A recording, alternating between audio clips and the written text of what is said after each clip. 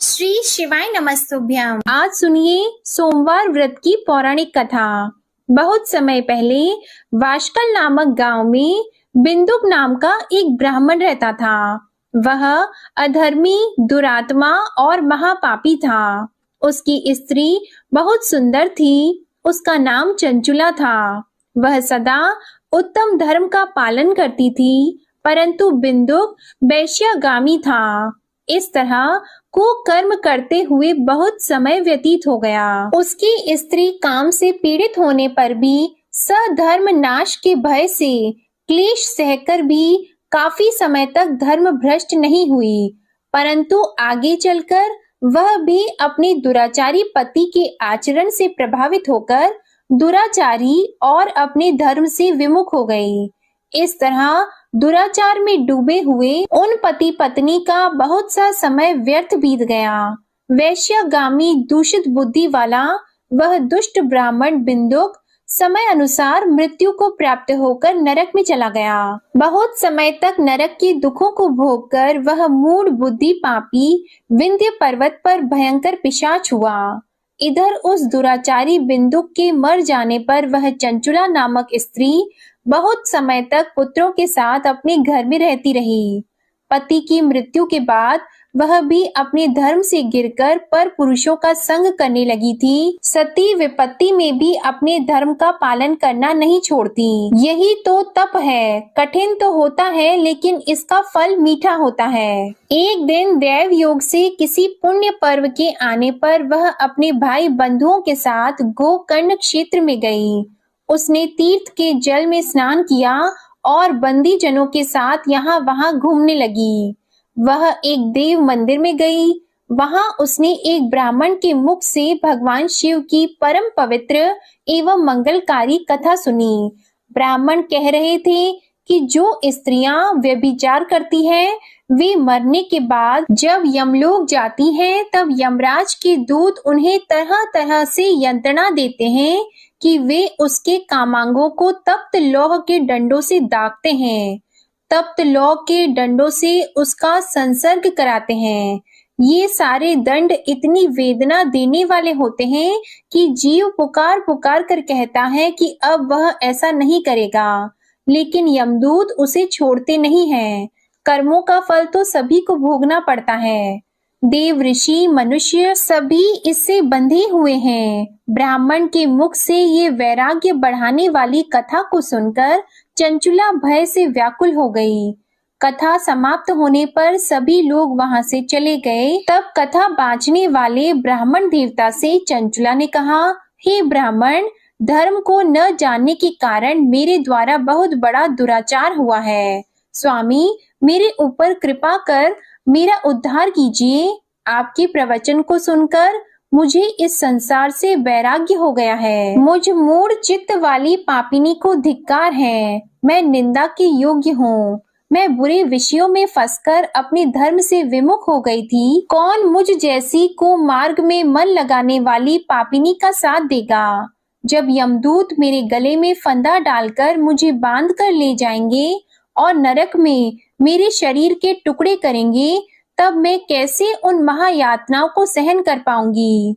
मैं सब प्रकार से नष्ट हो गई हूँ, क्योंकि अभी तक मैं हर तरह से पाप में डूबी रही हूँ। हे ब्राह्मण, आप मेरे गुरु हैं, आप ही मेरे माता पिता हैं।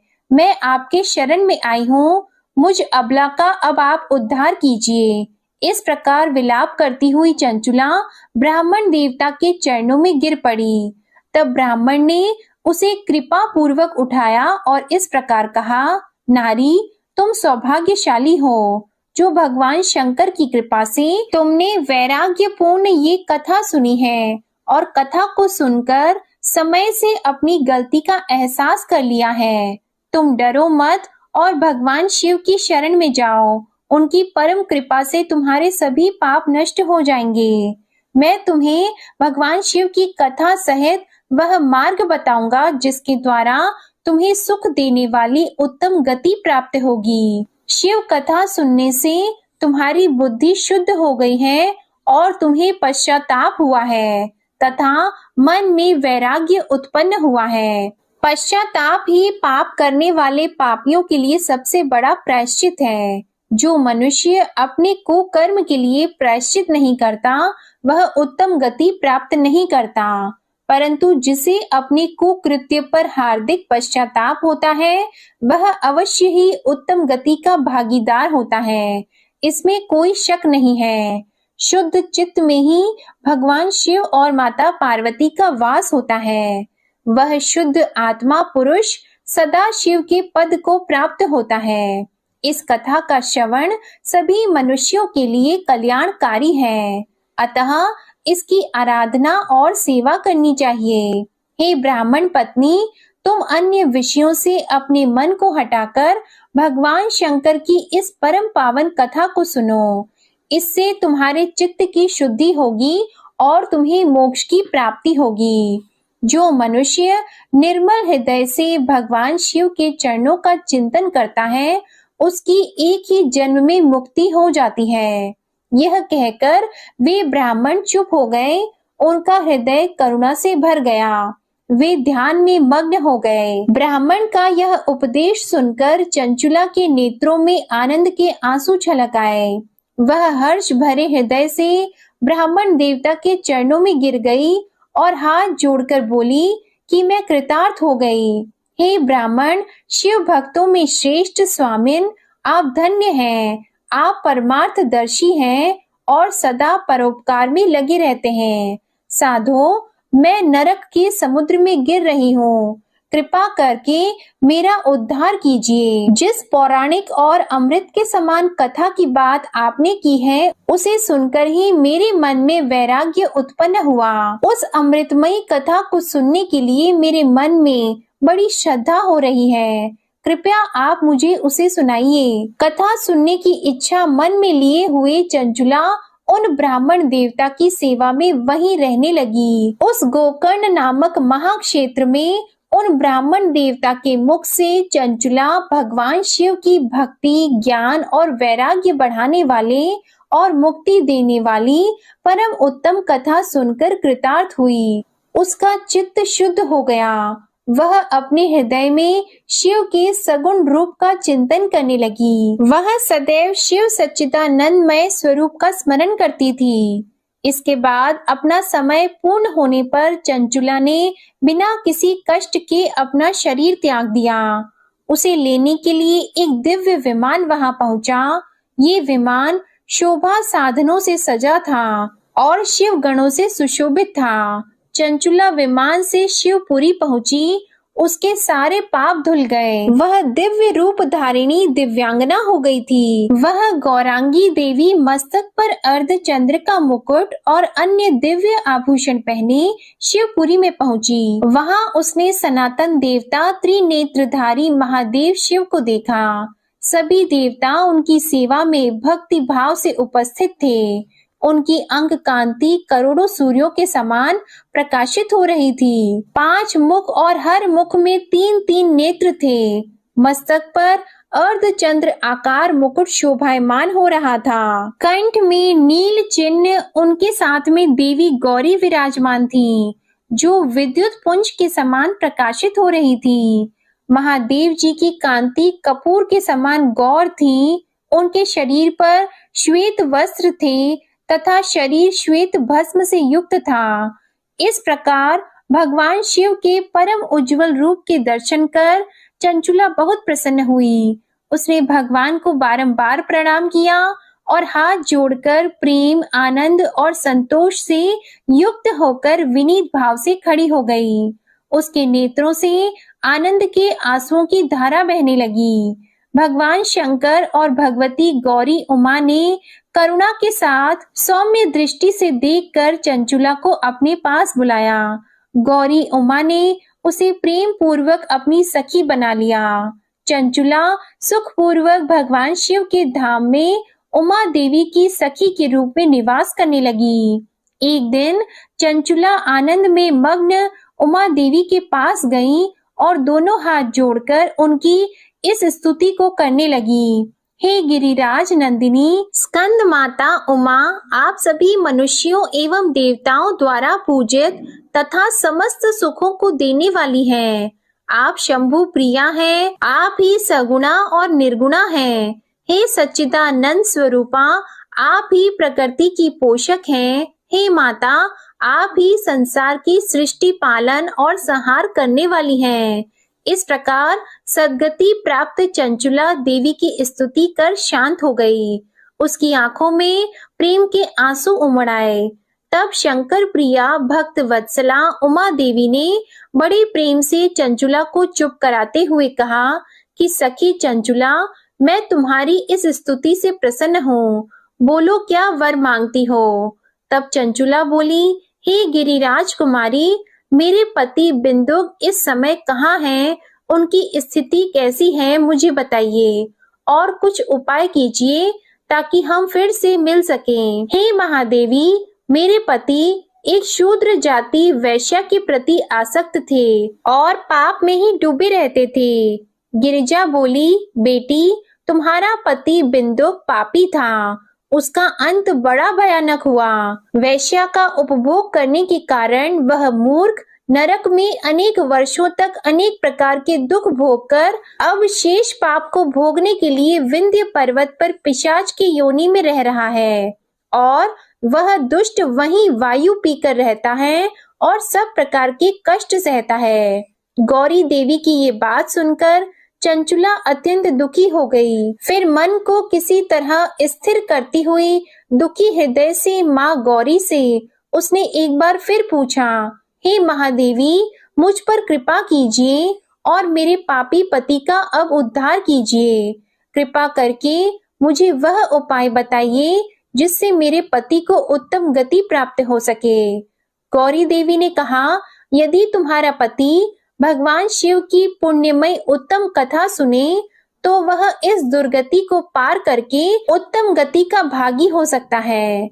अमृत के समान मधुर गौरी देवी के ये वचन सुनकर चंचुला ने दोनों हाथ जोड़कर मस्तक झुकाकर उन्हें बार बार प्रणाम किया और प्रार्थना की कि मेरे पति को भगवान शिव की कथा सुनाने की व्यवस्था कीजिए।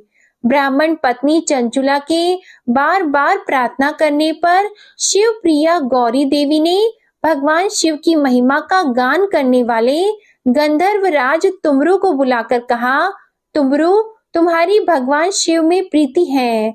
तुम मेरे मन की सभी बातें जानकर मेरे कार्यों को सिद्ध करते हो, तो मेरी इस सखी के साथ विंध्य पर्वत पर जाओ। वहां एक महाघोर और भयंकर पिशाच रहता है। पूर्व जन्म में वह पिशाच बिंदुक नामक ब्राह्मण मेरी इस सखी चंचुला का पति था। वह वैश्यागामी हो गया था। वह स्नान, संध्या आदि नित्य कर्म छोड़कर अपवित्र रहने लगा। क्रोध के कारण उसकी बुद्धि भ्रष्ट हो गई थी। दुर्जनों से उसकी मित्रता तथा सज्जनों से द्वेष बढ़ गया था। वह अस्त्र शस्त्र से हिंसा करता, लोगों को सताता और उनके घरों में आग लगा देता था। चांडालों से दोस्ती करता और वह रोज वैश्या के पास जाता था। पत्नी को त्याग कर दुष्ट लोगों से दोस्ती कर उन्हीं के संपर्क में रहता था। वह मृत्यु तक दुराचार में फंसा रहा। मृत्यु के बाद उसे पापियों के भोग स्थान यमपुरी में ले गए। वहां घोर नरकों को सहकर इस समय वह विंध्य पर्वत पर पिशाच बनकर रह रहा है और पापों का फल भोग रहा है। तुम उसके सामने परम पुण्यमयी पापों का नाश करने वाली भगवान शिव की दिव्य कथा का प्रवचन करो। इस कथा के सुनने से उसका हृदय सभी पापों से मुक्त होकर शुद्ध हो जाएगा और वह प्रेत योनि से मुक्त हो जाएगा। दुर्गति मुक्त होने पर उस बिंदुक नामक पिशाच को तुम विमान पर बिठाकर भगवान शिव के पास ले आना। माँ उमा का आदेश पाकर गंधर्व राज तुमरु प्रसन्नता पूर्वक अपने भाग्य की सराहना करते हुए चंचुला को साथ लेकर विमान से पिशाच के निवास स्थान विंध्य पर्वत पर गया। वहां पहुंचकर उसने विशाल आकृति वाले पिशाच को देखा। उसका शरीर विशाल था, उसकी ठोड़ी बड़ी थी। वह कभी हंसता, कभी रोता, कभी उछलता था। महाबली तुमरु ने बिंदुक नामक पिशाच को पाशों से बांध लिया। उसके पश्चात तुमरु ने कथा बांचने के लिए स्थान तलाश कर मंडप की रचना की। शीघ्र ही इस बात का पता लोगों को चल गया कि एक पिशाच के उद्धार हेतु देवी पार्वती की आज्ञा से तुमरू भगवान शिव की कथा सुनाने विंध्य पर्वत पर आया है। उस कथा को सुनने के लोभ से बहुत से देवर्षि वहां पहुंच गए। सभी को आदर पूर्वक स्थान दिया गया। पिशाच बिंदुक को पाशों में बांधकर आसन पर बिठाया गया और तब तुमरू ने परम उत्तम भगवान शिव की अमृत कथा का गान शुरू किया, जिससे सभी श्रोता कृतार्थ हो गए। परम पुण्यमयी कथा को सुनकर पिशाच सभी पापों से मुक्त हो गया और उसने पिशाच शरीर का त्याग कर दिया। शीघ्र ही उसका रूप दिव्य हो गया।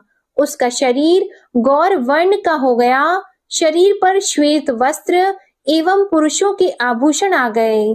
इस प्रकार दिव्य देहधारी होकर बिंदुक अपनी पत्नी चंचुला के साथ स्वयं भी भगवान शिव का गुणगान करने लगा। उसे दिव्य रूप में देखकर सभी को बहुत आश्चर्य हुआ। उसका मन परम आनंद से परिपूर्ण हो गया। सभी भगवान महेश्वर के अद्भुत चरित्र को सुनकर कृतार्थ होकर उनका यशोगान करते हुए अपने अपने धाम को चले गए। बिंदुक अपनी पत्नी चंचुला के साथ विमान में बैठकर शिवपुरी की ओर चल दिया। महेश्वर के गुणों का गान करता हुआ बिंदुक अपनी पत्नी चंचुला और तुमरू के साथ शीघ्र ही शिव धाम पहुंच गया। भगवान शिव देवी पार्वती ने उसे अपना पार्षद बना लिया। दोनों पति पत्नी सुखपूर्वक भगवान महेश्वर एवं देवी गौरी के श्री चरणों में अविचल निवास पाकर धन्य हो गए। बोलिए उमा महेश्वर भगवान की जय। अब सुनिए भगवान शंकर की दूसरी कथा। एक धनवान साहूकार था, जिसके घर किसी प्रकार की कोई कमी नहीं थी, परंतु उसको एक दुख था। उसका कोई पुत्र नहीं था। वह इसी चिंता में दिन और रात रहता था और वह पुत्र की कामना से हर सोमवार को शिवजी का व्रत और पूजन किया करता था। सायंकाल को मंदिर में जाकर शिवजी का दीपक जलाता था। उसके भक्ति भाव को देखकर एक समय श्री पार्वती जी ने भगवान शिवजी महाराज से कहा कि वह साहूकार आपका अनंत भक्त है और सदैव आपका व्रत और पूजन बड़ी श्रद्धा से करता है। इसकी मनोकामना आप पूर्ण कीजिए। तब भगवान शिव ने कहा कि हे पार्वती, यह संसार कर्म क्षेत्र है। जैसी किसान खेत में जैसा बीज बोता है वैसा ही फल काटता है, उसी तरह से इस संसार में जैसा कर्म करते हैं वैसा ही फल मिलता है। तब माता पार्वती ने अत्यंत आग्रह से कहा कि महाराज, जब यह आपका भक्त है और इससे किसी प्रकार का दुख है तो उसको अवश्य दूर करना चाहिए, क्योंकि आप सदैव अपने भक्तों पर दयालु हैं और उनके दुखों को दूर करते हैं। यदि आप ऐसा नहीं करेंगे तो मनुष्य आपकी सेवा व्रत क्यों करेंगे? माता पार्वती जी के आग्रह को देखकर भगवान भोलेनाथ कहने लगे कि हे पार्वती, इसके कोई पुत्र नहीं है, इसी चिंता से यह दुखी रहता है। इसके भाग्य में पुत्र न होने पर भी इसके पुत्र की प्राप्ति का मैं वर देता हूँ, परंतु वह पुत्र केवल 12 वर्ष तक जीवित रहेगा। इसके पश्चात वह मृत्यु को प्राप्त हो जाएगा। इससे अधिक मैं और कुछ इसके लिए नहीं कर सकता हूँ। यह सब बातें वह साहूकार सुन रहा था। इससे उसको न कुछ प्रसन्नता हुई और न ही उसे कुछ कष्ट हुआ। वह पहले जैसे ही भगवान शिव का व्रत और पूजन करता रहा। कुछ समय व्यतीत हो जाने पर साहूकार की स्त्री गर्भवती हुई और उसे 10वें महीने में गर्भ से अति सुंदर पुत्र की प्राप्ति हुई। साहूकार के घर में बहुत खुशियां मनाई गई, परंतु साहूकार ने उसको केवल 12 वर्ष की आयु जानकर कोई अधिक प्रसन्नता प्रकट नहीं की और न ही किसी को यह भेद बताया। जब वह 11 वर्ष का हो गया तो उस बालक की माता ने उसके पिता से विवाह आदि के लिए कहा, परंतु साहूकार कहने लगा मैं अभी इसका विवाह नहीं करूंगा और पढ़ने के लिए इसे भेजूंगा। फिर साहूकार ने अपने साले अर्थात उस बालक के मामा को बुलाकर उसको बहुत सा धन देकर कहा, तुम इस बालक को काशी में पढ़ने के लिए ले जाओ और रास्ते में जिस स्थान पर भी जाओ वहां यज्ञ करना और ब्राह्मणों को भोजन कराते जाना। वे दोनों मामा और भांजा सब जगह यज्ञ करते और ब्राह्मणों को भोजन कराते जा रहे थे। रास्ते में उनको एक शहर पड़ा। उस शहर के राजा की कन्या का विवाह था और दूसरे राजा का लड़का जो विवाह कराने के लिए बारात लेकर आया था वह एक आंख से काना था। उसके पिता को इस बात की बड़ी चिंता थी कि कहीं वर को देखकर कन्या के माता पिता विवाह में किसी प्रकार की अड़चन पैदा न कर दें। इस कारण जब उसने अति सुंदर सेठ के लड़के को देखा तो उसने मन में विचार किया कि क्यों न दरवाजे के समय इस लड़के से वर का काम चलाया जाए। ऐसा विचार करके वर के पिता ने उस लड़के और मामा से बात की तो वे दोनों राजी हो गए। फिर उस लड़के को वर के कपड़े पहनाकर और घोड़ी पर चढ़ाकर दरवाजे पर ले गए और बड़ी सुंदरता से सब कार्य संपन्न हो गए। वर के पिता ने सोचा यदि विवाह कार्य भी इसी लड़के से करा दिया जाए तो इसमें क्या बुराई है। ऐसा विचार करके लड़का और उसके मामा से कहा, यदि आप फेरों और कन्यादान का काम भी करा दें तो आपकी बड़ी कृपा होगी और हम इसके बदले बहुत सा धन देंगे। उन्होंने भी स्वीकार कर लिया और विवाह कार्य भी बहुत कुछ अच्छी तरह से हो गया। परंतु जिस समय लड़का जाने लगा तो उसने राजकुमारी की चुन्नी के पल्ले पर लिख दिया कि तेरा विवाह मेरे साथ हुआ है, परंतु जिस राजकुमार के साथ तुमको भेजेंगे वह एक आंख से काना है। मैं तो काशी जी पढ़ने जा रहा हूँ। उस राजकुमारी ने जब अपनी चुन्नी पर ऐसा लिखा हुआ देखा तो उसने राजकुमार के साथ जाने से मना कर दिया और कहा कि ये मेरा पति नहीं है, मेरा विवाह इसके साथ नहीं हुआ, वह तो काशी जी पढ़ने गया है। राजकुमारी के माता पिता ने अपनी कन्या को विदा नहीं किया और बारात वापस चली गई। उधर वह सेठ का लड़का और उसका मामा काशी जी पहुंच गए। वहां जाकर उन्होंने यज्ञ करना और लड़के ने पढ़ना शुरू कर दिया।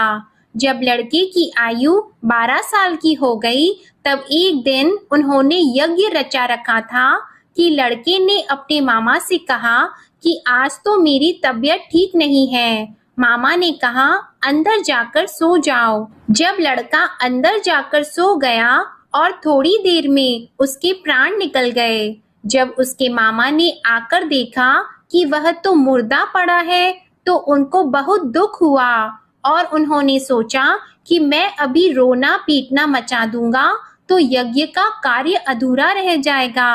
अतः उन्होंने जल्दी से यज्ञ का कार्य समाप्त करके ब्राह्मणों के जाने के बाद रोना पीटना आरंभ कर दिया। संयोगवश उसी समय शिवजी और पार्वती जी उधर से जा रहे थे। पार्वती जी कहने लगी, हे महादेव, कोई दुखियारा रो रहा है, इसके कष्टों को आप दूर करो। तब भगवान शिव बोले, इसकी आयु इतनी ही थी सो ये भोग चुका है। माता पार्वती ने कहा कि महाराज कृपा करके इस बालक को और आयु दे दो, नहीं तो इसके माता पिता तड़प तड़प कर मर जाएंगे। पार्वती जी के इस प्रकार बार बार आग्रह करने पर भगवान शिवजी ने उसे जीवन दान दे दिया और शिवजी की कृपा से लड़का जीवित हो गया। शिवजी और पार्वती जी कैलाश पर्वत पर चले गए। तब इस प्रकार यज्ञ करते हुए लड़का और उसके मामा अपने घर की ओर चल पड़े। रास्ते में उसी शहर में गए जहां उसका विवाह हुआ था और जहां पर आकर यज्ञ किया तो लड़के के ससुर ने उसे पहचान लिया और अपने घर महल में जाकर बड़ी खातिर के साथ बहुत दास दासियों के सहित आदर पूर्वक लड़की और जमाई को विदा किया। जब वह अपने शहर के निकट आए तो मामा ने कहा, मैं पहले तुम्हारे घर जाकर सबको खबर करता हूँ। उस समय लड़के के माता पिता अपने घर की छत पर बैठे हुए थे और उन्होंने यह प्रण कर रखा था कि यदि हमारा पुत्र सकुशल घर आएगा तो राजी खुशी नीचे उतरकर आ जाएंगे, नहीं तो छत से गिरकर अपने प्राण खो देंगे। इतने में उस लड़के के मामा ने जाकर यह समाचार दिया कि आपका पुत्र आ गया है, परंतु उनको विश्वास नहीं हुआ। तब उसके मामा ने शपथ पूर्वक कहा कि आपका पुत्र अपनी स्त्री के साथ बहुत सारा धन लेकर आया है। तो सेठ ने आनंद के साथ उसका स्वागत किया और बड़ी प्रसन्नता से रहने लगे। इस प्रकार जो भी व्यक्ति सोमवार का व्रत करता है अथवा इस कथा को पढ़ता है या सुनता है, भगवान भोलेनाथ उसके सभी दुखों को दूर करके उसकी समस्त मनोकामनाओं को पूर्ण करते हैं। बड़ी ही श्रद्धा और भक्ति के साथ अब आप सुनिए सोमवार की दूसरी कथा। एक बार की बात है, माता पार्वती शिवजी को पति के रूप में प्राप्त करने के लिए घोर तप कर रही थी। उनके तप को देखकर देवताओं ने शिवजी से देवी की मनोकामना को पूर्ण करने की प्रार्थना की। शिवजी ने पार्वती जी की परीक्षा लेने के लिए सप्त ऋषियों को भेजा। सप्त ऋषियों ने शिवजी के सैकड़ों अवगुण गिनाए, पर पार्वती जी को महादेव जी के अलावा किसी और से विवाह मंजूर नहीं था। तब शंकर जी ने स्वयं पार्वती जी की परीक्षा लेने की ठानी। तब भगवान शंकर स्वयं प्रकट हुए और पार्वती जी को वरदान देकर अंतर्ध्यान हुए। इतने में पार्वती माता जहाँ तप कर रही थी, वहीं पास में तालाब में मगरमच्छ ने एक लड़के को पकड़ लिया।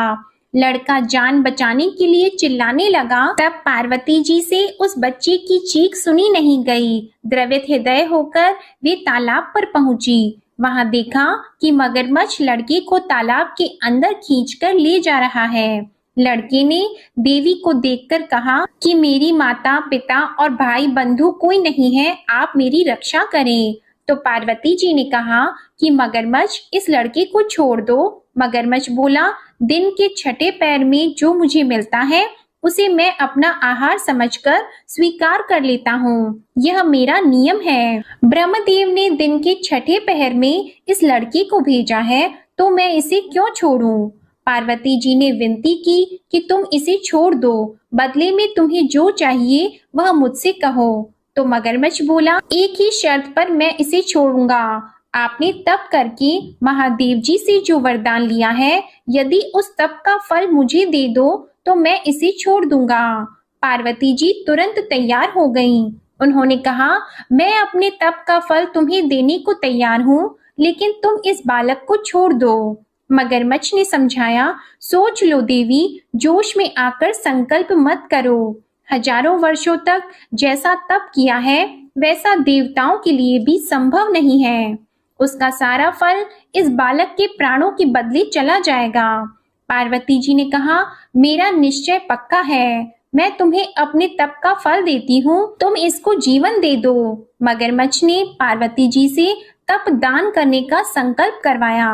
तप का दान होते ही मगरमच्छ का देह तेजी से चमकने लगा और वह बोला, हे पार्वती, ये देखो, तप के प्रभाव से मैं तेजस्वी बन गया हूँ। तुमने जीवन भर की पूंजी एक बच्चे के लिए व्यर्थ कर दी। चाहे तो अपनी भूल सुधारने का एक मौका और दे सकता हूँ। तब पार्वती जी ने कहा, हे ग्राह, तब तो मैं पुनः कर सकती हूँ, किंतु यदि तुम इस लड़के को निगल जाते तो इसका जीवन वापस नहीं मिल सकता था। देखते ही देखते वह लड़का अदृश्य हो गया और मगरमच्छ भी लुप्त हो गया। पार्वती जी ने विचार किया, मैंने तप तो दान कर दिया है, अब पुनः से तप आरंभ करूंगी। पार्वती जी ने फिर से तप करने का संकल्प किया।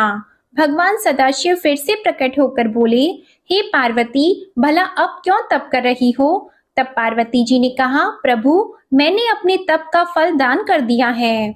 आपको पति रूप में पाने के संकल्प के लिए मैं फिर से वैसा ही घोर तप करके आपको प्रसन्न करूंगी। तो महादेव जी बोले, मगरमच्छ और लड़के दोनों रूपों में मैं ही था। तुम्हारा चित्त प्राणी मात्र में अपने सुख दुख का अनुभव करता है या नहीं, इसकी परीक्षा लेने के लिए मैंने ही यह लीला रची थी। अनेक रूपों में दिखने वाला मैं एक ही हूँ। मैं अनेक शरीरों से अलग निर्विकार हूँ। तुमने अपना तप मुझे ही दिया है, इसलिए अब और तप करने की कोई आवश्यकता नहीं है। देवी ने महादेव जी को प्रणाम कर प्रसन्न मन से विदा किया।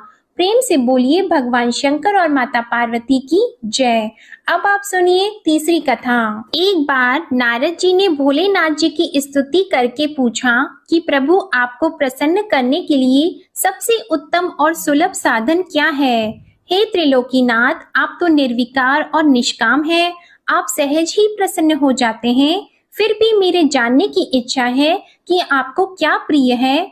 तब शिव जी बोले, नारद जी, वैसे तो मुझे भक्त के भाव सबसे प्रिय हैं, फिर भी आपने पूछा है तो मैं बताता हूँ। मुझे जल के साथ साथ बिल्व पत्र बहुत प्रिय हैं। जो अखंड बिल्व पत्र मुझे श्रद्धा से अर्पित करते हैं, मैं उन्हें अपने लोक में स्थान देता हूँ। नारद जी भगवान शंकर और माता पार्वती की वंदना करके अपने लोक को चले गए।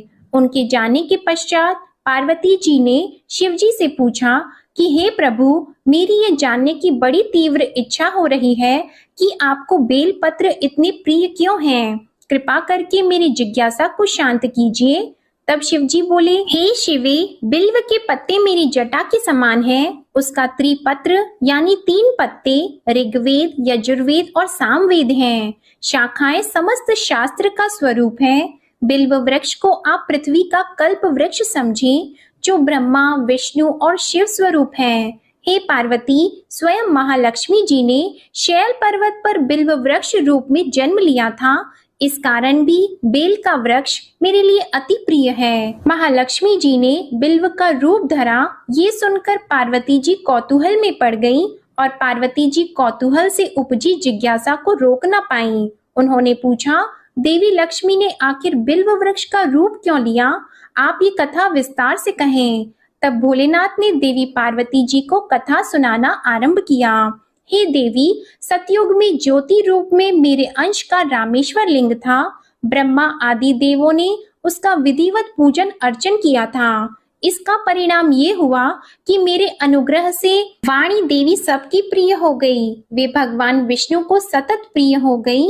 मेरे प्रभाव से भगवान केशव के मन में वाग देवी के लिए जितनी प्रीति उत्पन्न हुई, वह स्वयं लक्ष्मी जी को नहीं भाई। लक्ष्मी देवी का श्री हरि के प्रति मन में कुछ दुराव पैदा हो गया। वह चिंतित और रुष्ट होकर चुपचाप परम उत्तम श्री शैल पर्वत पर चली गईं। वहां उन्होंने तप करने का निश्चय किया और उत्तम स्थान का चयन करने लगी। महालक्ष्मी ने उत्तम स्थान का निश्चय करके मेरे लिंग विग्रह की उग्र तपस्या प्रारंभ की। उनकी तपस्या कठोरतम होती जा रही थी। हे परमेश्वरी, कुछ समय के बाद महालक्ष्मी जी ने मेरे लिंग विग्रह से थोड़ा ऊर्ध्व में एक वृक्ष का रूप धारण कर लिया।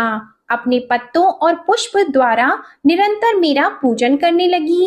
इस तरह महालक्ष्मी जी ने लाखों वर्षों तक घोर आराधना की। अंततः उन्हें मेरा अनुग्रह प्राप्त हुआ। मैं वहां प्रकट हुआ और देवी से इस घोर तप की आकांक्षा पूछकर वर देने को तैयार हुआ। महालक्ष्मी जी ने मांगा कि श्री हरि के हृदय में मेरे भाव से वाग देवी के लिए जो स्नेह हुआ है वह समाप्त हो जाए। तब शिव जी बोले, मैंने महालक्ष्मी जी को समझाया, श्री हरि के हृदय में आपके अतिरिक्त किसी और के लिए कोई प्रेम नहीं है। वाग देवी के प्रति उनका प्रेम नहीं अपितु श्रद्धा है। यह सुनकर लक्ष्मी जी प्रसन्न हो गईं और पुनः श्री विष्णु के हृदय में स्थित होकर निरंतर उनके साथ विहार करने लगी। हे पार्वती, महालक्ष्मी के हृदय का एक बड़ा विकार इस प्रकार दूर हो गया। इस कारण हरिप्रिया उसी वृक्ष रूप में सर्वदा अतिशय भक्ति से भरकर यत्न पूर्वक मेरी पूजा करने लगी।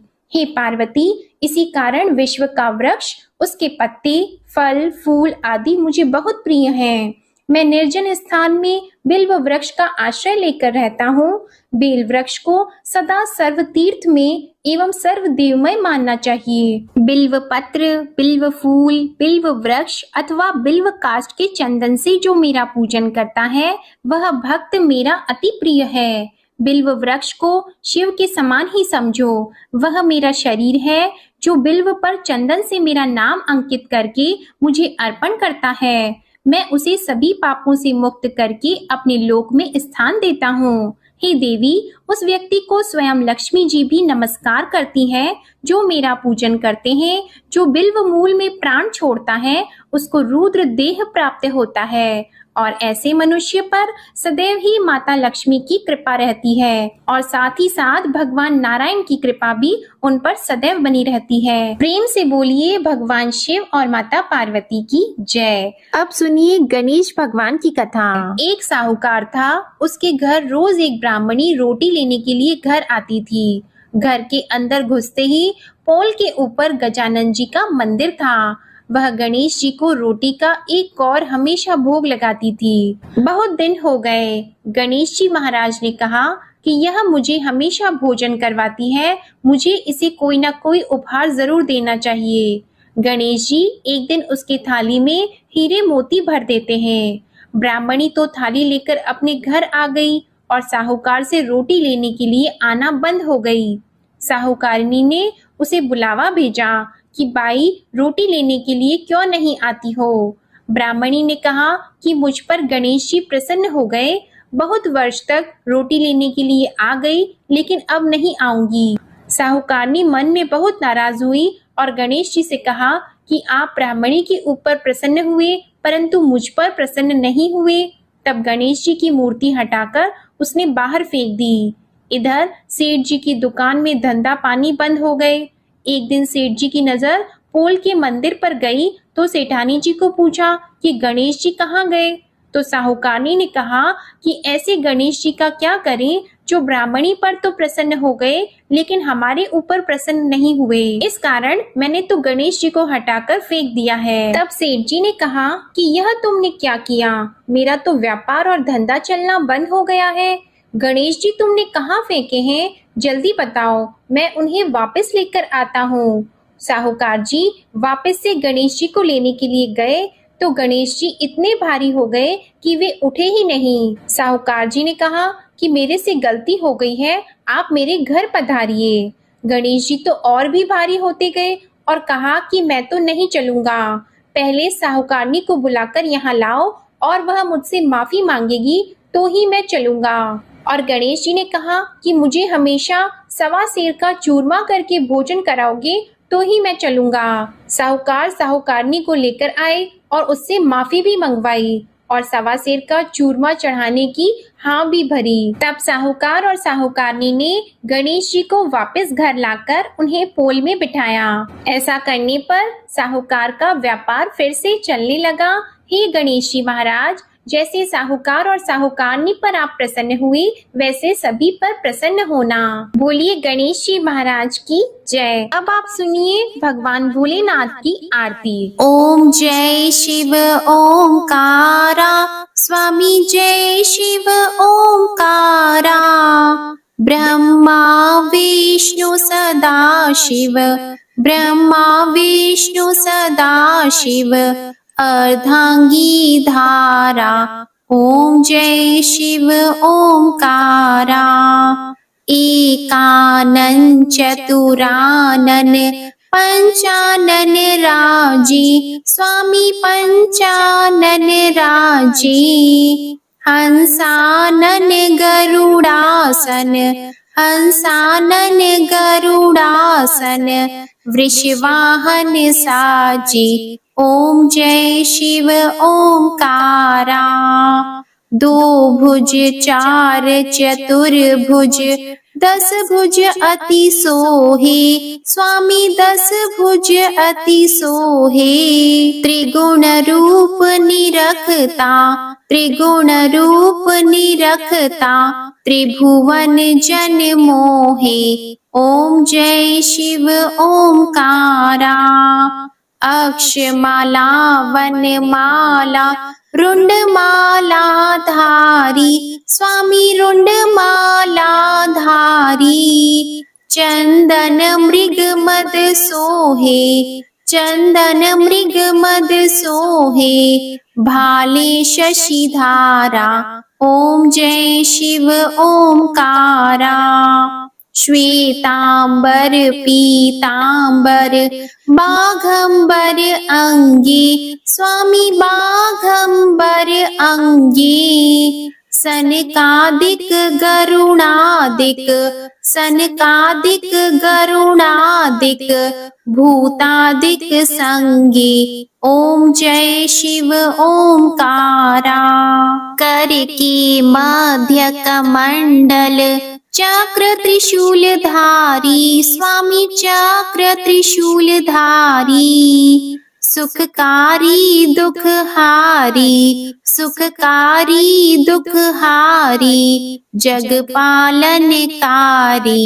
ओम जय शिव ओंकारा ब्रह्मा विष्णु सदा शिव जानत अविवेका स्वामी जानत अविवेका प्रणवाक्षर में शोभित प्रणवाक्षर में शोभित ये तीनों एका ओम जय शिव ओंकारा त्रिगुण स्वामी जी की आरती जो कोई नर गावे स्वामी जो कोई नर गावे कहत शिवानंद स्वामी रटत भोलानंद स्वामी सुख संपत्ति पावे ओम जय शिव ओंकारा ओम जय शिव ओंकारा स्वामी जय शिव ओंकारा ब्रह्मा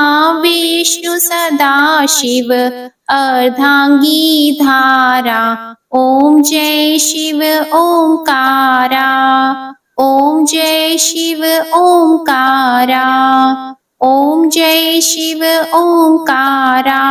बोलो भगवान भोलेनाथ की जय। आपको ये कथा पसंद आई हो तो इस वीडियो को लाइक करके चैनल जरूर सब्सक्राइब कीजिएगा और कमेंट में भगवान भोलेनाथ जी की जय भी लिखिएगा। इसी के साथ आज आप हमारे चैनल पर फाल्गुन मास महात्म्य की कथा भी जरूर सुनिएगा। ओम नमः शिवाय। हर हर महादेव।